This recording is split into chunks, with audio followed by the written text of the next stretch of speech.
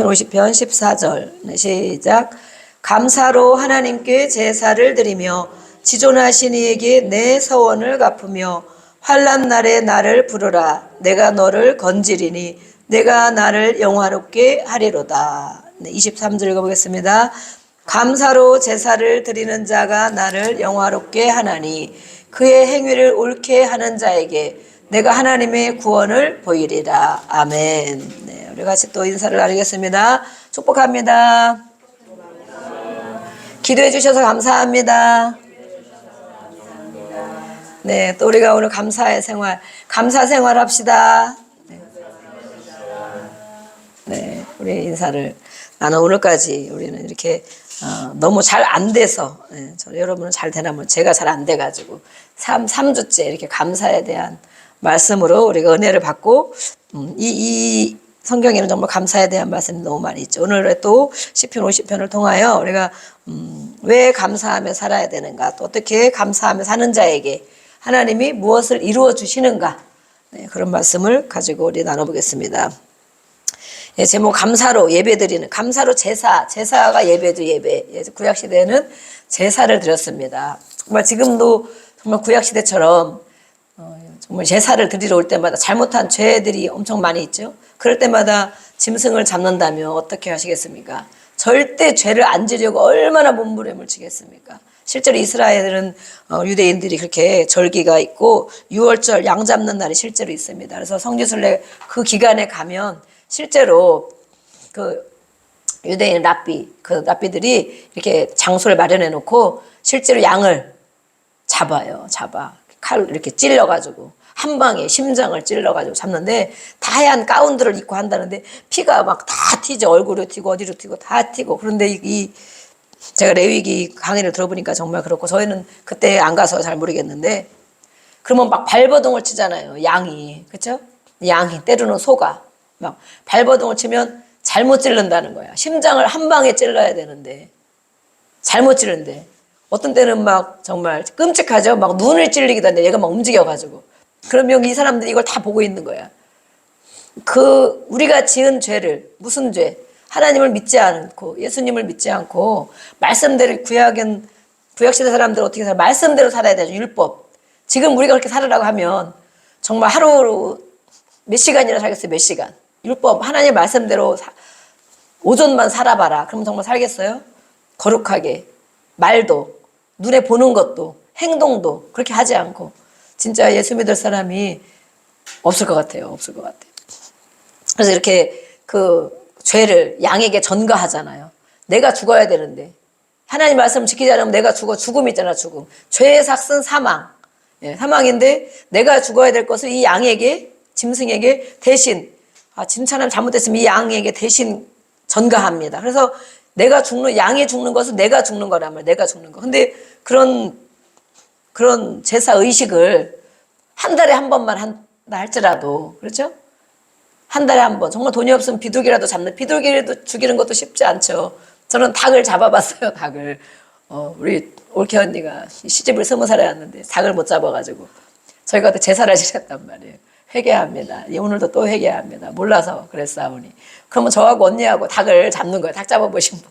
닭을 잡아 어떻게 잡아요? 목을 비틀어가지고 막 칼로 해가지고 막 닭을 잡았단 말이에요. 저 그런 사람이에요. 그런 사람.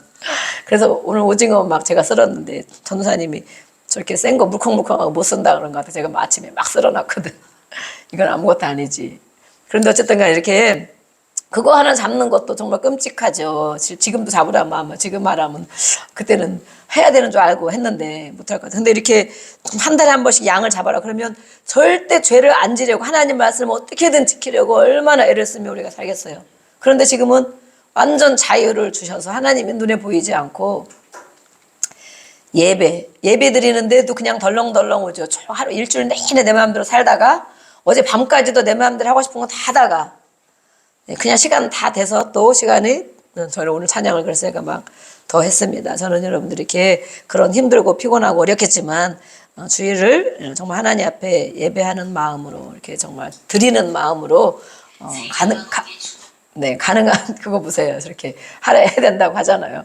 예, 방송에서 나오잖아요. 그렇게 해야 된다고.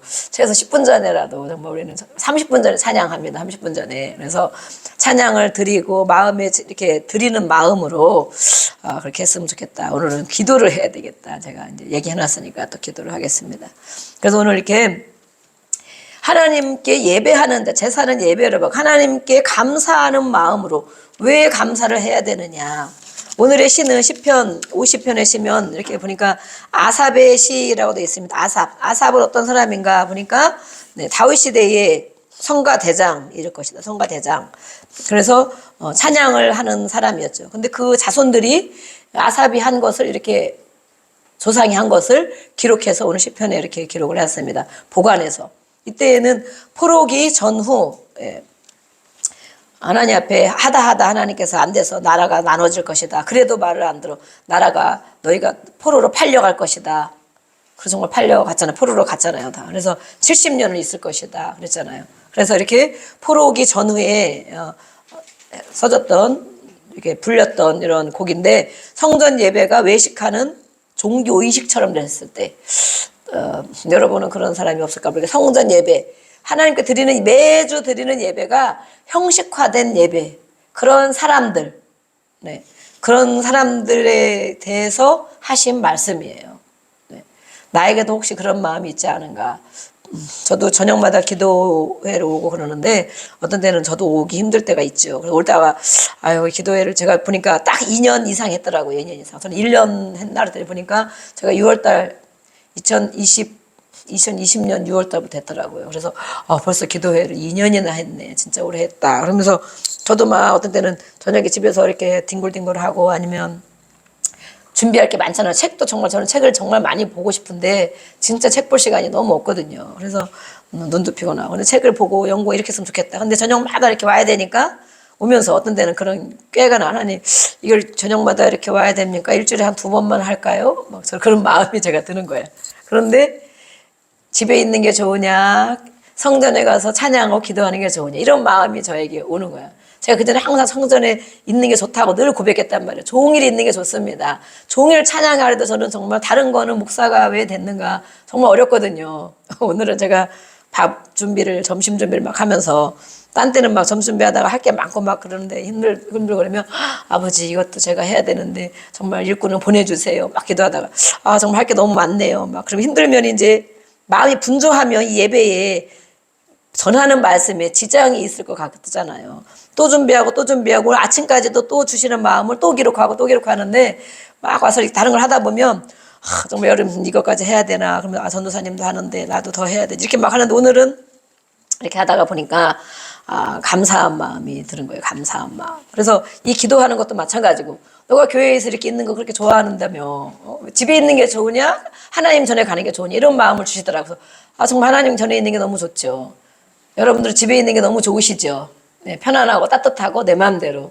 근데 저는 제 마음대로 할 수 있는 게 없었어요. 오랫동안. 그래서 정말 저는 교회에 있는 게 가장 좋았고 교회에 있을 예배 드리거나 교회에 있으면 누구도 나를 건드리는 사람이었고 그 시간에 천국이고 정말 시달림을 안 받고 이러던 때가 제가 오랫동안 있었기 때문에 교회 안에 있는 1시간, 2시간이 저에게는 천국 같은 시간이었거든요. 그래서 그런 생각이 나더라고. 이제 뭐가 좋아졌냐? 편안해졌냐? 집에 있는 게 좋으냐? 이런 마음을 막 주시는 거야. 오면서 제가 기도회를 오면서 일주일에 2번만 하면 안 될까? 그럼 2번 하려면 언제 해야 될까? 내 생각으로 막 하고 있는 거야, 이렇게. 그럼 언제 해야 될까? 주일날 지났으니까 월요일은 쉬어야지. 월요일 쉬고 화요일을 하고, 그럼 수요일 때 예배하는데 화수목하면 수목 계속 시리즈로 계속 또 오나? 그것도 아닌 거 금요일은 해야지. 오면서 제 생각이 막 나오는 거야. 근데 생각과 마음이 이렇게 달라요. 내 생각은 내 육신의 생각으로 나도 막 가. 근데 마음에 야, 너 집에 있는 게 좋으냐? 성전에 가서 예배하고 찬양하는 게 좋으냐? 예배하고 찬양할 때 꼭 은혜를 주시는 게 있거든. 찬양에도 생각지도 않은 은혜를 주시고 말씀을 전하는 자가 정말 은혜를 주시거든요. 듣는 분은 조금 지루할 수도 있는데 전하는 자에게 정말 은혜를. 그러면은 야 그게 얼마나 값진 거냐. 그 돈으로 살 수도 없는 거고 얼마나 그 이 은혜를 맛본 사람이 아는 거 맛있는 걸 먹는 것처럼 그런 마음이 들거든요. 근데 집에서 뭐 책 보는 것도 은혜가 되겠지만 그게 좋으냐? 아닙니다. 아닙니다. 하나님 제가 매일 오겠습니다. 매일 오겠습니다. 이러면서 왔어요. 그것도 오늘 이렇게 밥을 준비하면서 보니까 오늘 또 감사합니다. 감사의 마지막 날인데 어떻게 감사로 충만하게 살아야 될까? 제가 연습을 정말 무던히 애를 쓰고 있어요. 근데 오늘도 이렇게 오는 길에 추웠지만 오는 길이 너무 감사하더라고요. 예. 제가 걸어오니까 너무 감사하더라고. 조금 멀었으면 매일 차를 타고 물론 매일 아침 저녁 막 가고 막 그래야 되는데 걸어오는 게 오늘은 너무 감사한 생각이 드는 거예요. 이렇게 오면서 걸어오면서 이 묵상의 시간을 주시거든요. 오늘 말씀에 최종적으로 묵상할 때 그런 마음을 주셔서 정말 걸어오는 게 너무 감사합니다. 그리고 이제 와서 준비를 하는데 점심 준비하는데 하나님 정말 감사합니다. 이것도 예배입니다. 저에게는. 여러분들은 그냥 맛있게 먹을 수도 있고 또 뭐 오늘은 맛이 이상하네 그럴 수도 있는데 저에게는 이 모든 걸 준비하는 목사가 특별히 준비하기 때문에 전도사님이 같이 준비하기 때문에 이 모든 것도 예배에 포함됩니다. 육의 양식과 영의 양식을 이렇게 어쨌든 잘 먹이려고 하는 그래서 예배 말씀에 조금 서툴어도 여러분들이 은혜의 양식을 먹을 줄로 믿습니다. 근데 정말 오늘 감사한 마음을 준비했어요. 근데 이렇게 형식적인 종교 의식 그걸 치르는 자들에게 말씀을 하고 있는 거예요. 어떤 말씀을 하고 있는가? 우리 1절부터 우리가 23절까지 이렇게 했는데 우리가 드리는 예배는 시간 돼서 형식상 이렇게 와서 1시간 앉아있다 가는 것이 아니고 영적인 예배를 드려야 한다. 하나님은 영이시기 때문에 하나님은 영이신데 하나님 앞에 드리는 예배를 어떻게 드려야 되는가? 영과 진리로 드려야 된다 그러잖아요. 그죠? 신령과 진정.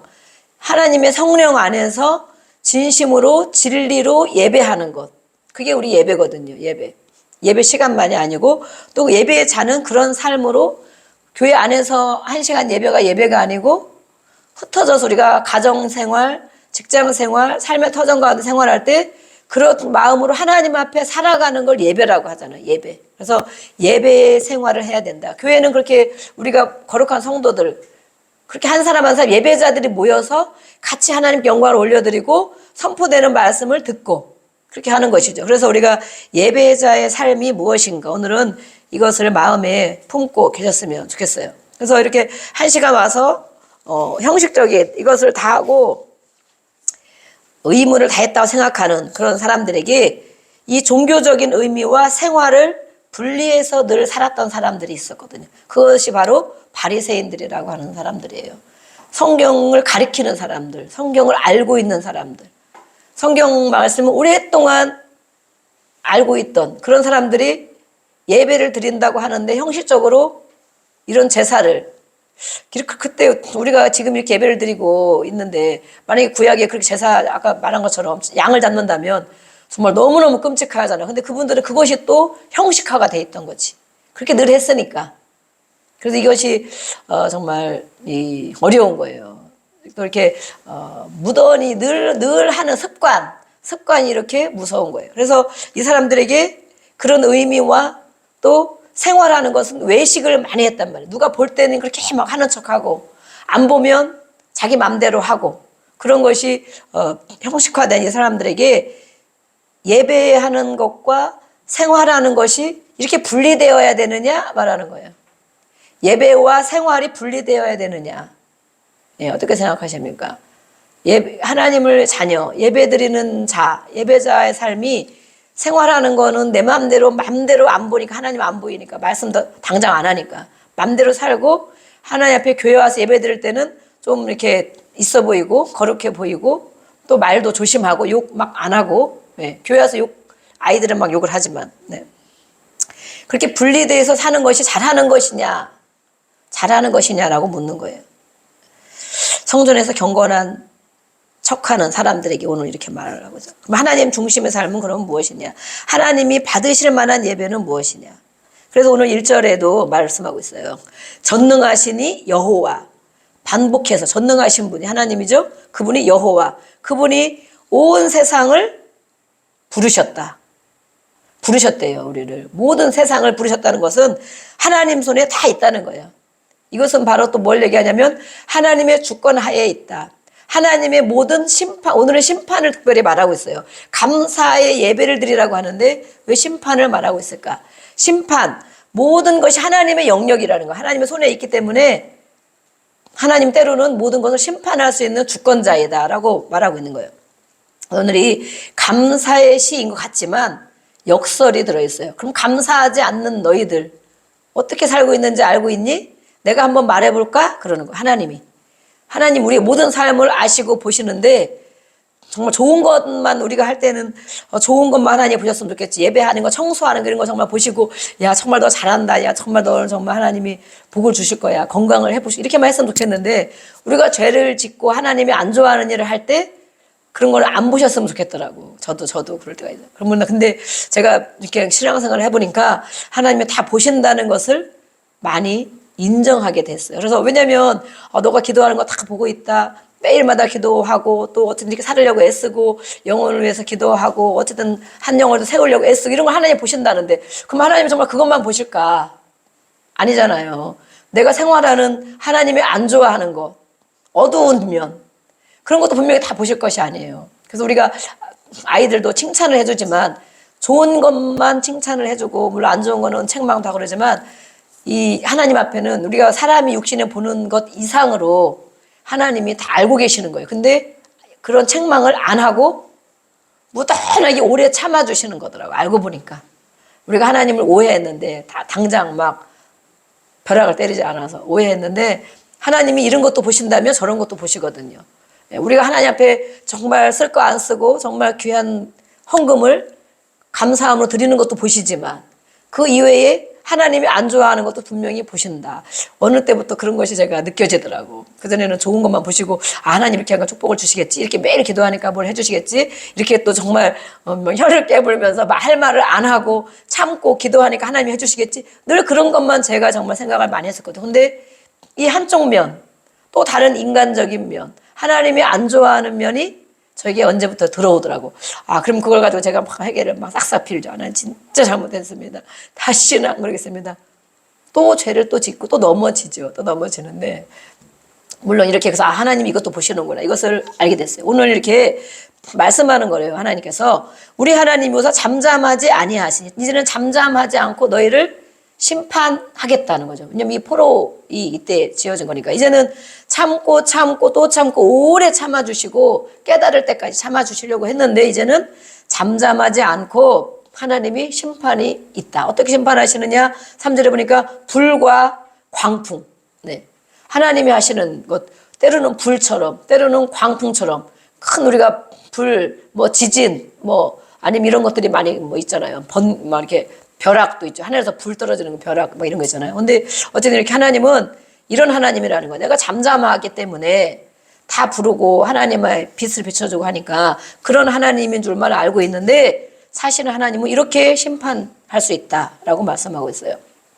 그래서 5절에도 이르시되 나의 성도들을 내 앞에 모으라. 하나님의 자녀들, 우리는 하나님의 자녀인 줄 믿습니다.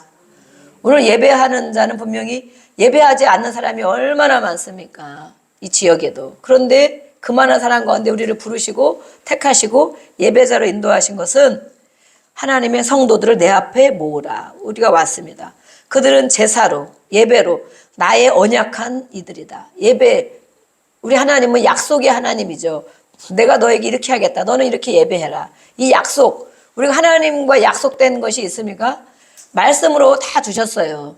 그죠? 이렇게 하면 너희가 이렇게 하면 내가 이렇게 해주겠다. 이렇게 하지 않으면 이렇게 하겠다. 이렇게 하면 이런 것이 따라온다. 모든 약속의 말씀들을 구약, 그렇죠? 신약. 이 약속의 말씀도 우리에게 다 주셨어요. 그래서 하나님은 이 말씀의 언약, 약속으로 우리와 계약을 맺은 분이라는 거예요. 계약. 근데 우리가 부동산 계약하죠. 또 어떤 게 계약하면 가끔 무슨 일 있으면 그걸 들여다보죠. 그죠? 내가 이거 맞나? 보험을 들었어도 우리가 막 지금은 막 너무 작은 글씨로 써 있는 게 너무 많아서 다 못 읽는데 사실은 그걸 다 읽어야 된다 그러잖아요. 깨알 만한 글씨 거기에 숨어 있다 그러잖아요. 근데 그럴 때는 우리가 보는데 이 하나님의 약속의 말씀, 이 약속으로 우리를 삼으셨는데 다 모아라. 언약한 백성이다라고 오늘 말씀하고 있어요. 그들에게 하나님의 공의, 사람에게는 정의라고 그래요. 정의. 정의롭게. 정말 정의롭게는 우리나라에 맞는 내 기준에 맞는 어떤 법에 맞는 것을 할 때 정의라고 그러죠. 우리나라 법에는 맞는데 미국 법에는 안 맞아. 그럼 우리나라에만 맞는 거예요. 그거는 정의. 그런데 하나님의 공의는 무엇이냐? 하나님은 완벽하신 분이기 때문에 하나님이 하시는 일은 100% 완전하다는 거예요. 어떤 일을 하더라도. 때로는 이 사람에게는 이렇게 축복을 주시는 것 같은데 저 사람에게는 저렇게 징계를 주셔. 내가 이럴 땐 이렇게 해주시는데 나에게는 자꾸 이런 일이 생겨. 하나님의 공의, 하나님이 하시는 거는 완벽하다. 왜냐하면 하나님은 우리의 모든 삶을 이끌어 가시고 주관하시고 알기 때문에. 그래서 하나님의 공의는 하나님의 것을 말하고 있는 거예요. 그는 또 심판하시는 분이다. 내 백성아 들어라. 말하겠다. 어떻게 말을 하시느냐. 네. 곧 너의 하나님이다. 계속 이 말씀으로 오늘 역설이라고 그러죠. 감사하는 자에게 분명히 주시는 게 있지만 그러면 너희가 감사하지 않아서 너가 어떻게 살고 있느냐라고 말하는 거예요.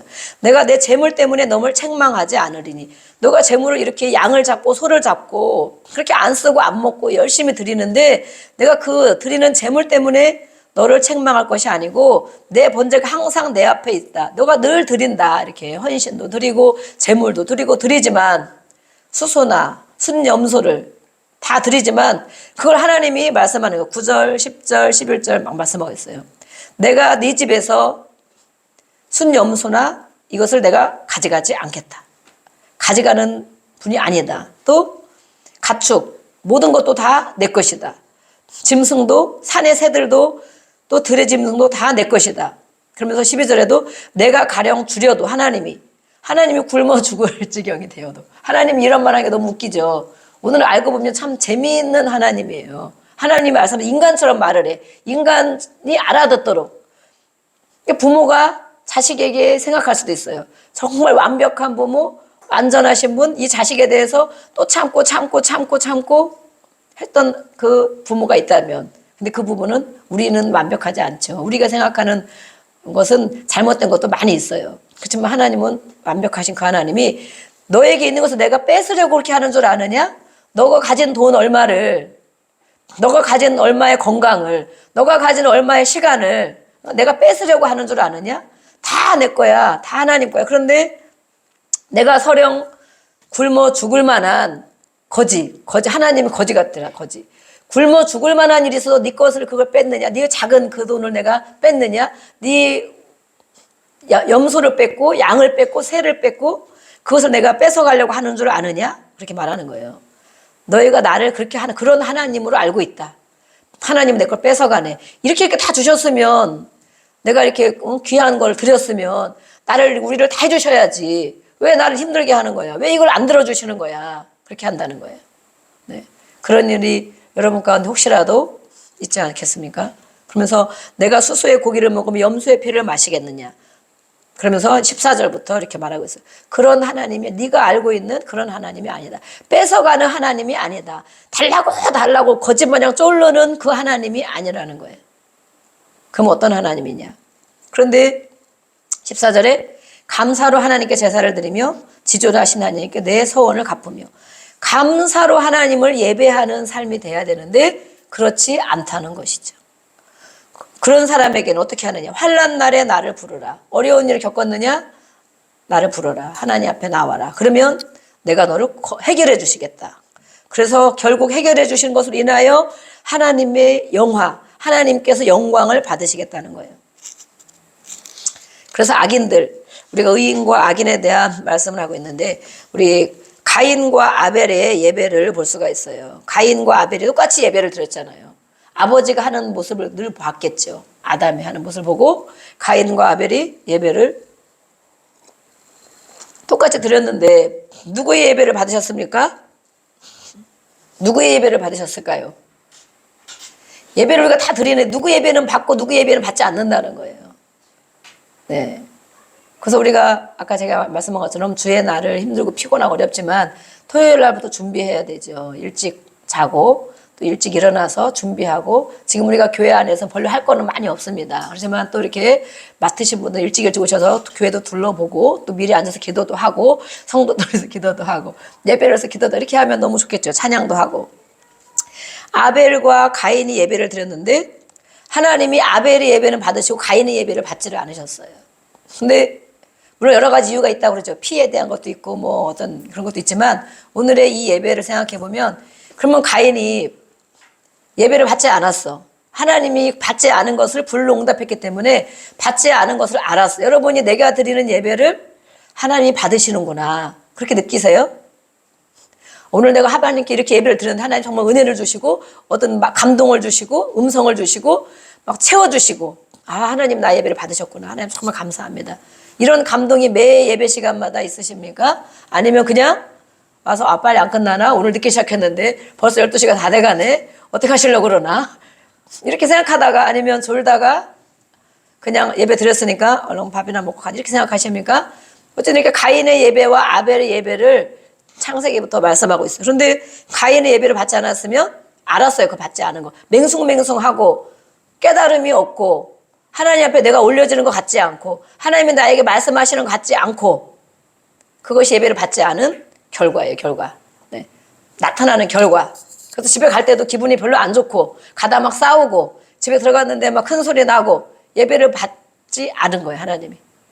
가인과 같은 거예요. 가인. 네, 한번 생각해보세요. 가인인가 내가 아벨인가. 어떤 사람 예배 드리고 오면 꼭 집에서 싸우고 막 그러더라고. 예배 드리고 와서 왜 집에서 자꾸 싸울까. 예, 예배를 잘 드렸으면 그 은혜를 품고 그 찬송과 감동을 품고 계속 그걸 가지고 유지하면서 영광을 돌려야 되는데 어떻게 그랬을까. 하여튼 그런 생각이 제가 들었어요. 근데 이 가인이 자기 예배를 받지 않은 것에 대해서 화가 분노가 났어. 예, 하나님께도 분노가 난 걸 하나님께 어떻게 못했는지 이 아벨을 제놈의 새끼를 내가 죽이면 되겠구나. 죽이면 하나님이 그 예배를 받으시겠냐고. 이 시대 이렇게 정말 무서운 시대에 살고 있으면 어떻게 그런 생각을 했을까요? 가인이. 그렇죠? 내 예배를 안 받았으면 하나님 무서운 줄 그때는 구약 시대는 더 끔찍했잖아요. 그러면 내 예배를 왜 안 받으셨습니까? 다음에 그럼 내가 가인이 예배를 드리는 걸 그럼 유심히 봐야지. 그죠? 저 사람은 어떻게 예배를 드리길래 하나님이 불로 응답하시고 저 동생에게 저렇게 은혜를 주시는가? 우리도 마찬가지예요. 저 사람은 왜 잘 되는가? 저 사람은 평안을 유지하는가? 저 사람은 하나님을 왜 좋아라 하는가? 그래서 가인이 그걸 보지 않고 깨닫지 못하고 아벨의 삶을 그럼 봐야 되겠지. 아벨의 삶이 어떤 삶을 사는가? 그런데 지금 쟤를 죽이면 끝나는 거예요. 없어지면 끝나는 건가? 이렇게 분노가 나서 들에 있을 때 어떻게 동생을 쳐 죽였습니까? 쳐 죽였어요. 그럼 하나님이 얼마나 칭찬하시겠습니까? 야, 너 이제 하나님이 좀 오늘 말씀처럼 내가 예배를 받고 싶고 제사를 받고 싶은데 제사를 드릴 사람이 없는데 너 아벨이 둘이 드렸다가 하나가 죽었는데 그래도 너라도 예배를 드리니 내가 받겠다. 이렇게 하실까요? 어떻게 정말. 그래서 다른 성경에 보면 아벨과 그 예물은 받으셨고, 그죠? 가인과 그 예물을 받지 않으셨다. 이런 성경 구절이 있어요. 우리는 드리는 헌금만 받는 것이 아니고 드리는 헌신만을 받는 것이 아니고 그 사람을 받으신다는 것을 알 수 있어요. 그 사람, 아벨이라는 사람, 가인이라는 사람을 받지 않으셨다는 거예요. 왜 받지 않으셨을까? 삶이, 예배 드리는 삶이 안 되는 거예요. 아벨의 삶을 받으신 거고 아벨의 재물을 받으신 거예요. 그러면 가인의 삶을 받지 않고 가인의 재물을 받지 않는 거예요. 아무리 예배를 드려도. 그래서 이 결과가 결국은 아벨이 죽었지만 아벨이 죽어서도 그 피가 호소한다 그러잖아요. 그래서 우리의 삶이 예배를 오늘 이렇게 예배를 드리고 감사절 예배를 드리고 정말 3번씩이나 하는데 나의 삶, 하나님은 나를 받으실까? 나의 삶을 받으실까? 거기와 플러스 내가 드리는 예물을 정성스럽게 드리는 예물을 받으실까? 그것이 예배자라는 거예요. 예배자. 예배자의 삶이. 그러면 나의 삶도 받지 않고 나의 돈도 받지 않고 교회에서는 잘 쓰죠. 제가 항상 그래요. 교회에서는 잘 사용한다. 이런 거 저런 거. 그렇지만 하나님이 그 예물을 받으셨으면 하나님 분명히 100배로 60배로 30배로 주신다고 되어 있거든요. 또 하나님 나라에 심겨진 것은 하나님이 때에 따라 공급하신다고 되어 있거든요. 또 하나님의 나라에 하나님의 영광으로 심겨진 것은 하나님이 그 이상으로 우리에게 많은 영역에 갚아주신다고 성경에는 많이 기록하고 있어요. 내가 그것을 받고 살고 있느냐, 관계가 그렇게 되고 있느냐. 그렇지 않다면 내가 예배를 정말 예배자의 삶을 잘 살고 있는가 우리는 돌아보아야 됩니다. 그래서 바로 이것이 바로 예배자의 태도이다. 태도. 우리가 태도에 대해서 자식들이 불순한 태도를 하면 막 화가 나죠. 저도 어떤 때 정말 그럴 때 태도에 대해서 화가 많이 날 때가 있어요. 그러면 내가 왜 화가 날까? 물론 부모에게 당연히 꼬부려야지, 공손해야지, 순종해야지. 그리고 내가 이렇게 너를 위해서 애썼는데 그런 태도를 보여? 저도 막 화가 막 날 때가 있더라고요. 그런데 이게 정말 내가 화를 내는 게 맞는 것인가?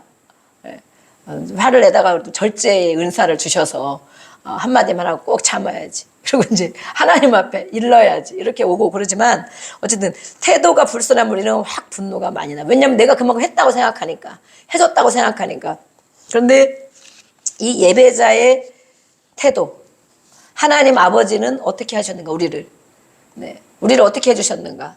받으신 게 있는가. 정말 아까 그랬죠. 예수님까지 주셨다. 하나님이 직접 오셔서 피 흘려서 우리를 위해서 죽어주신 예수님, 하나님. 그런데 우리의 예배의 태도는 어떤가? 우리 자식을 위해서 죽어주지는 않았어요. 모든 걸 다 줬는데 자식이 불순하고 반항하고 그러면 얼마나 화가 났겠어요? 그만큼도 안 해줬는데도 불구하고 우리는 자식들이 불순한 태도를 보이면 정말 화가 많이 나죠. 그런데 하나님은 어떻게 해주셨는가? 그런데 그런 하나님의 자녀들이 예배자의 태도가 어떤가 말씀을 하고 있는 거예요. 네, 그래서 오늘 이렇게 계속 말씀을, 하나님 내가 너희 걸 뺏어가려고 그러느냐? 그렇지 않다는 거죠. 네, 너 우리 감사로, 그래서 14절부터 감사로 예배드리는 자는 하나님을 영화롭게 한다. 이것은 진정한 감사와 하나님이 말씀하시는 것들, 그런 것들을 지키는 것이다 라고 말하고 있어요. 그래서 이렇게 오직 감사로, 감사의 예물을 드려야 된다. 감사로, 감사가 제물이 되어야 된다. 이렇게 말하고 있어요. 감사가 제물이 된다. 네. 그래서 예배는 곧 하나님의 구원을 체험하고 그에 대한 신뢰와 감사를 내용으로 하나는 것이다. 돈을 드리는 것은, 헌금을 드리는 것, 헌신을 하는 것은, 청소를 하고 뭘 교회에 이렇게 하는 것은 하나님의 은혜가 감사해서 드리는 표현이 되어야 하나님이 진짜 받으시는 거죠. 내가 물론 책임과 의무로 물론 할 때도 있습니다. 그러나 오늘의 말씀에 따라서 보면 하나님의 구원을 경험한 그것이 너무 감사해서 그것에 대한 신뢰와 감사를 표현하는 것을 우리가 드리는 것이다 라고 말하고 있습니다. 그래서 우리가 성령 안에 진리로 감사를 드리는 것입니다. 이 감사에 대해서 우리 하나님이 이렇게 말씀을 하고 있지만 또 다른 데 제가 국민일보에 나온 그 말씀을 보니까, 칼럼을 보니까 이런 좋은 말씀이 서 있어서 제가 이렇게 기록을 해왔어요. 우리가 감사할 때 한 주가 우리 감사를 또 많이 훈련할 줄로 믿습니다. 네, 저도. 그래서 올해 정말 이 한 해를 마감하면서 하나님 앞에 많은 감사를 심어야 되겠다. 입으로 고백하고 또 심어야 되겠다 생각했는데, 감사가 우리 육신의 삶에도 미치는 영향이 있어요. 뇌에 미치는 영향. 머리가 중요하죠? 네, 생각. 이 머리가 엄청 중요한데 뇌에 미치는 영향에 필립 와킨스라는 그분이 책도 썼더라고요. 제가 책을 하나 주문을 해야겠다 그러고 있는데, 감사를 표현할 때 우리가 감사를 표현하죠. 감사합니다 이렇게 하죠. 감사합니다 뭐 해주면, 그죠? 또 양보해주면 감사합니다 이렇게 하죠. 감사를 표현할 때 또 그 감사를 내가 받을 때, 우리가 표현하면 누군가 받겠죠. 감사합니다 할 때. 그럴 때 어떤 뇌에 영향을 주는가, 우리 머리 뇌세포에 어떤 영향을 주는가. 이건 미국분이에요. 미국의 보건부에서도 이렇게 감사의 영향, 유익을 주는 것을 이렇게 얘기를 했어요. 첫 번째는 뭔가 했냐면 낙관적이고 긍정적인 감정이 생긴다. 그렇죠. 감사를 표현할 때 기분 나쁜데 감사 안 나오잖아요. 그죠? 긍정적으로, 네, 낙관적으로. 그리고 그것이 올라간대요. 많이 업된대. 긍정적인 게 업되고 스트레스는 많이 다운이 된대요. 스트레스 많이 받는 분 계십니까? 스트레스 많이 받는 분, 생활 속에. 그러면 감사를 거꾸로 많이 표현해야 된대. 또 감사를 받아야 된대. 예. 내가 감사를 표현해야 감사를 또 받겠죠. 내가 스트레스가 많은 사람이다. 그런다면 감사를 많이 표현하고 그 감사를 받을 때 스트레스가 줄어들겠죠. 감사합니다. 감사합니다. 아유, 네, 그래서 감사를 저렇게 감사해 주니까 내가 고생 많이 했지만 감사한 말 한마디에 우리가 마음이 녹잖아요. 네. 그런데 스트레스가 많이 다운된답니다. 그래서 행복감이 생긴답니다. 행복감. 이렇게 해도 감사를 안 하시겠습니까? 감사를 표현하고 감사를 받아야 된다. 또 두 번째는 관계가 좋아진답니다. 그렇죠? 원망 불평하면 어떻게 됩니까? 관계가 끊어지죠. 아무리 저기 해도 잘한 것 같아도 원망하는 말, 원망하는 표현을 들으면 다시는 해주나 봐라. 저도 막 그러거든요. 에이, 이거 해줄 필요 없네. 뭐 사다 줄 필요 없네. 기껏 하다 해줬더니 별로 좋아도 안 하고 해줄 필요 없네. 이 감사의 말은 가족 관계를 또 향상시킨답니다. 가족 안에서 특별히. 가족이나 공동체 안에서, 교회 안에서 감사를 많이 표현해야 된다. 그것이 관계를 회복하는 것이라고 말했어요. 가정관계가 더 회복하기를 원하십니까? 감사합니다. 고마워. 고마워. 저도 고마운 소리를 하려고 많이 애를 써. 애들한테. 애들도 뭐 사다 주면, 병현아, 고마워. 이렇게. 영원아, 고마워. 이렇게. 애들한테는 감사합니다 보다 고마워. 이렇게 해야 되겠죠? 이렇게 하다 보니까 저희가 정말 감이 들어오더라고요. 감. 30년 만에 제가 큰 감을 받았습니다. 한 주간 감사를 많이 심어봤습니다. 그랬더니 진짜 큰 감을 주셔서, 아유, 감사합니다. 이렇게 또 분노와 불신이 줄어든답니다. 우리 뇌세포에 이게 심겨진다는 거예요. 분노와 불신. 화를 벌컥벌컥 잘 내는 사람이 있습니까? 스트레스 때문에 그렇게 화를 내는 거죠. 그래서 불신과 분노가 줄어든다. 신뢰감이 생긴다. 이것은 사회에 영향을 미친다는 거예요. 물론 가정 안에도 공동체에 영향을 미치지만 사회에도 영향을 미친다. 그래서 이렇게 감사의 표현을 해야 됩니다. 또 우리가 영적인 사람이죠. 영적인 신앙생활을 하는 사람에게는 영적 훈련이 잘 되어져서 성숙된다. 그래서 최고의 영성은 뭐라고 그래요? 최고의 영성. 저 사람 정말 영성이 있네. 최고의 영성가는 감사하는 자다.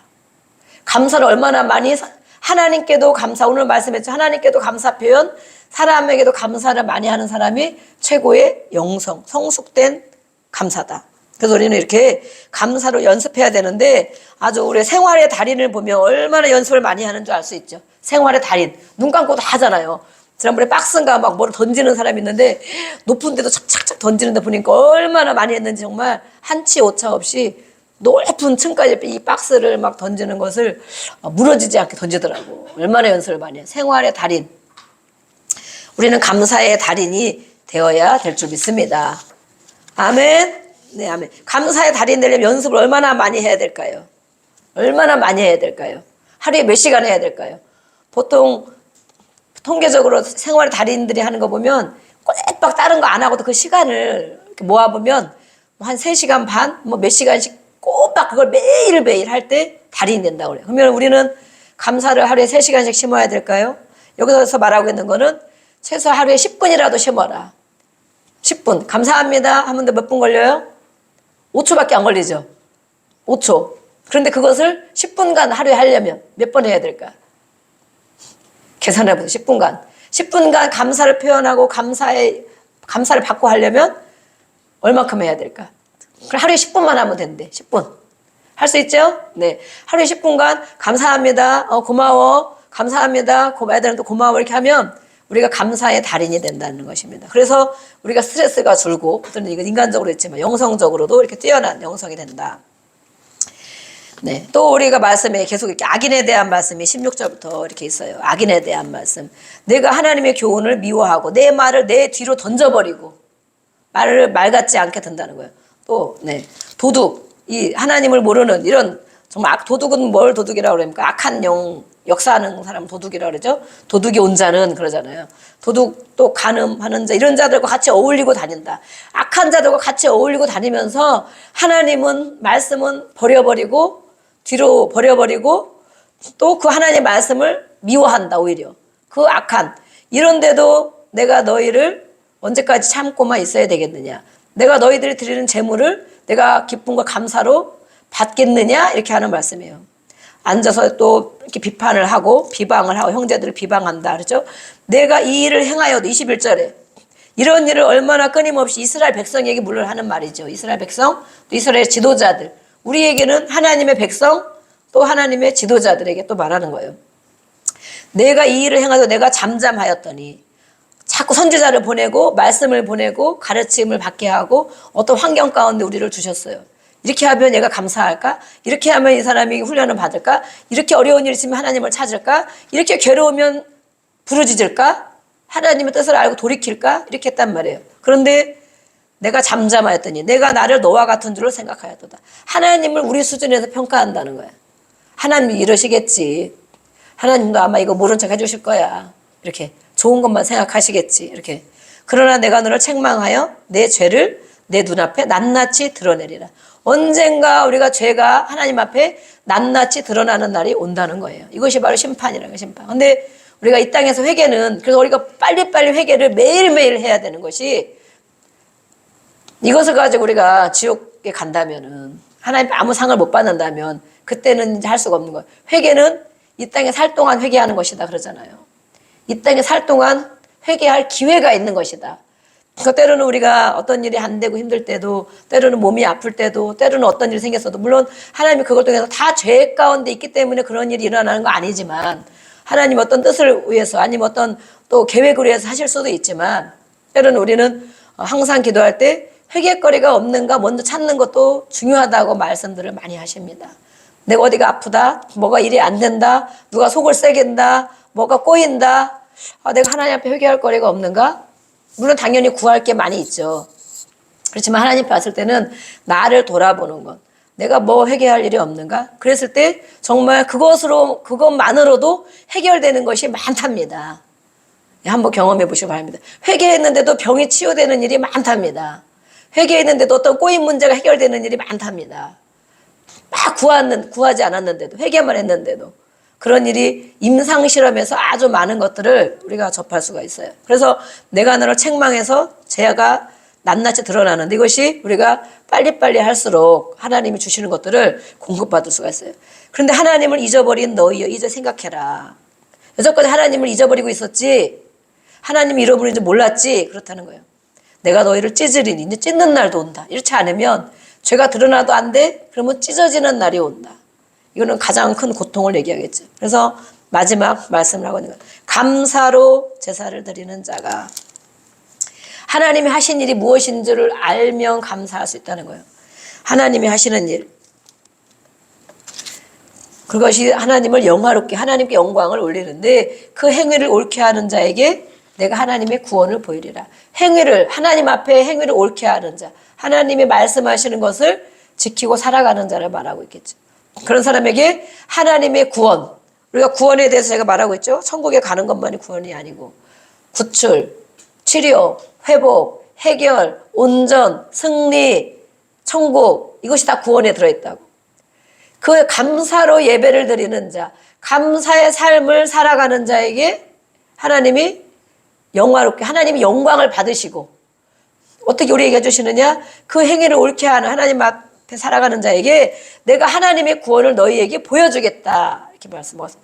내가 너희들의 문제를 해결해 주겠다. 이래도 악한 것을 가지고 살겠느냐? 오늘 그래서 이 시편 50편은 감사의 말씀이 이렇게 많이 있지만 역설을 하고 있다고 그랬죠. 내가 너희를 정말 그 코 묻은 돈 1,000원을 뺏어가려고 이렇게 애를 쓰는 줄 아느냐? 그거 안 드렸다고 내가 이렇게 너희를 고통을 주는 줄 아느냐? 이렇게 말하고 있는 거예요. 그래서 오늘의 물론 이스라엘 백성에게, 지도자들에게 하신 말씀이지만 우리는 모두가 다 왕 같은 제사장이고 다 지도자입니다. 그래서 오늘 말씀 우리 50편 23절을 같이 한번 읽어보겠습니다. 23절 마지막 말씀. 네, 시작.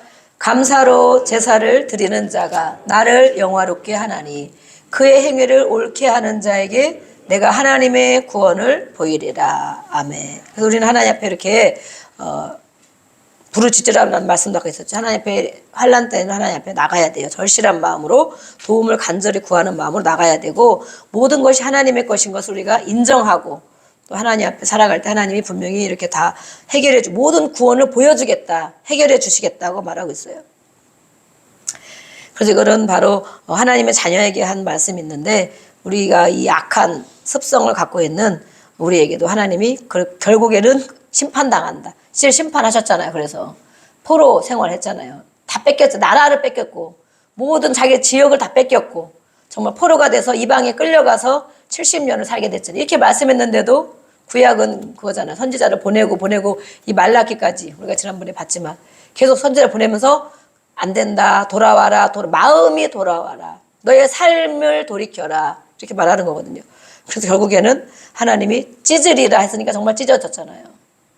죄가 낱낱이 드러나서 찢어지는, 우리는 이 신약 시대에 사는 것이 엄청 감사한 것이고, 행여라도 우리 안에 이런 것이 있다면 정말 하나님이 드러내 주실 때 또 우리가 성령이 깨닫게 해주시죠. 너 이거 이렇게 하면 안 돼. 너 계속 그렇게 할래? 너 그러다가 혼난다. 성령님이 우리에게 주신단 말이에요. 그럴 때 우리가 이렇게 되기 전에 하나님 앞에 회개하며 기도하고 또 감사의 삶을 살아야 되겠습니다.